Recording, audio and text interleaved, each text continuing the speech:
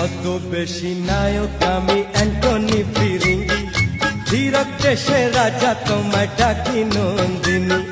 ভালোবাসা ভালোবাসার পথে হলো দেরি, প্রথম কদম ফুল তবু তুমি ফুলেশ্বরী।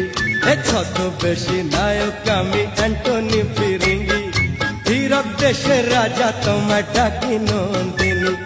ভালোবাসা ভালোবাসার পথে হলো দেরি, প্রথম কদম ফুল তবু তুমি ফুলেশ্বরী।